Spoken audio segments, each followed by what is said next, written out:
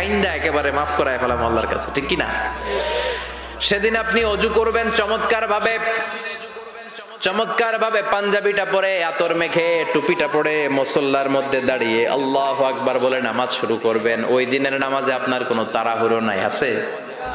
আজীবন তাড়াহুড়ো করছেন, কিন্তু ওই দিন আপনার তাড়াহুড়ো নাই। ওই দিনের রুকুটা আপনার জীবনের শ্রেষ্ঠতম রুকু হয়ে যাবে। ওই দিনের সেজদাটা আপনার জীবনের শ্রেষ্ঠতম সেজদা হয়ে যাবে। ওই দিন আপনি সেজদায় পড়ে চোখের পানি দিয়ে জায়নামাজ ভিজিয়ে দিবেন না? কথা বলেন, দিবেন না? এর কারণ আপনি জেনে গেছেন এটাই আপনার জীবনের শেষ নামাজ, ঠিক কি না? তো এই যে প্রত্যেক নামাজের সময় মসজিদে যে আল্লাহু আকবার বলে যে দাঁড়াই, এই নামাজের পরে আবার কোন নামাজের চান্স আমি জীবনে পাবো কিনা কোনো গ্যারান্টি আছে? চিল্লায় বলতে হবে, গ্যারান্টি আছে? আরো 30 মিনিট আমরা সবাই বেঁচে থাকবো, গ্যারান্টি? আরো 10 মিনিট বাঁচবো, গ্যারান্টি? শ্বাস যেটা ভিতরে নিলাম